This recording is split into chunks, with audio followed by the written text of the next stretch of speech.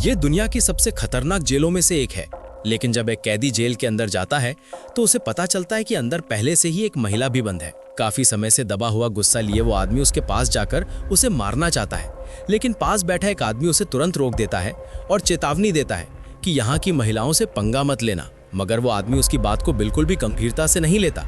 अगले ही पल वो महिला अपनी असली ताकत दिखा देती है और कुछ ही सेकंड में उसे बुरी तरह पीट कर बेहोश कर देती है। जल्द ही जेल में सुधार समिति की बैठक होने वाली होती है, जहां जज कैदियों को खुद को सुधारने का एक मौका देता है और फैसला करता है कि किसे समय से पहले रिहा किया जा सकता है। अवई को चोरी के अपराध में इस बेहद सख्त जेल में लाया गया था। असल में कुछ साल पहले अवई अपने साथियों के साथ खजाने में घुस गया था। वहां उन्हें एक जादुई पत्थर की पट्टिका मिली थी। कहा जाता था कि अगर कोई उस पत्थर को चुरा ले तो वो अपने मर चुके प्रिय व्यक्ति को फिर से जीवित कर सकता है। अवई अपनी मृत पत्नी को वापस जिंदा करना चाहता था, इसलिए उसने उस पत्थर को निकालने की कोशिश की, लेकिन उसे नहीं पता था कि उस पत्थर के पीछे एक खास सुरक्षा तार जुड़ा हुआ है। जैसे ही उसने उसे तोड़ा, तुरंत अलार्म बज उठा और अगले ही पल पहरेदार वहां पहुंच गए। इसी बीच एक महिला वहां पर आ जाती है और सारे पहरेदारों को जादू से गिरा देती है। फिर वो एक ऐसा जादू करती है जिससे सारे लोग एक ही जगह पर जम जाते हैं। इसके बाद वो अवई और उसके साथियों को पकड़ लेती है। उसके बाद वो महिला और उसका बॉस अवई को अपने दरबार में बुलाते हैं। फिर अवई और उसके साथी उस पर हमला करने की कोशिश करते हैं, लेकिन महिला फिर से जादू कर देती है। इसके बाद वे लोग अवई को मारने का आदेश दे देते हैं, लेकिन जैसे ही वे अवई और उसकी साथी को मारने वाले होते हैं, तभी अवई उनका ध्यान भटका देता है। उसी मौके का फायदा उठाकर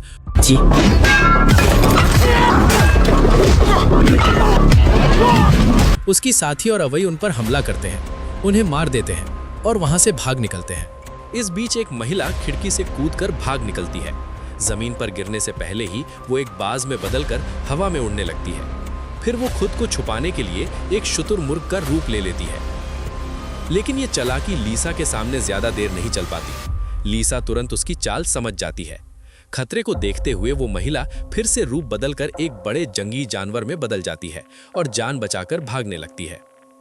कुछ समय बाद वे लोग फिर से अवई के पास पहुंचते हैं और बताते हैं कि जादुई पत्थर खजाने के अंदर छुपा हुआ है, लेकिन उसे खोलना बेहद मुश्किल है। तभी श्याओ हेई को एक बात याद आती है। उसके पूर्वजों से एक जादुई हेलमेट की कहानी चली आ रही थी। अगर वो हेलमेट मिल जाए तो खजाने का दरवाजा खोला जा सकता है। जानकारी मिलने के बाद वे सभी पवित्र योद्धाओं के गांव की ओर निकल पड़ते हैं। वहां एक सरदार उस हेलमेट की रक्षा कर रहा होता है। जब उसे उनके आने का मकसद पता चलता है तो वो बिना हिचकिचाए उनकी मदद करने के लिए तैयार हो जाता है। कुछ ही देर में सभी लोग एक अखाड़े में लीसा के सामने आमने सामने खड़े होते हैं और दोनों तरफ से जबरदस्त लड़ाई शुरू हो जाती है। शुरुआत में कोई भी लीसा का मुकाबला नहीं कर पाता, लेकिन फिर सभी लोग मिलकर उस पर हमला करने का फैसला करते हैं। ये तरीका सच में काम कर जाता है। इसके बाद वो महिला एक विशाल ध्रुवीय भालू में बदल जाती है और लीसा पर टूट पड़ती है, जब तक कि लीसा पूरी तरह हार नहीं जाती।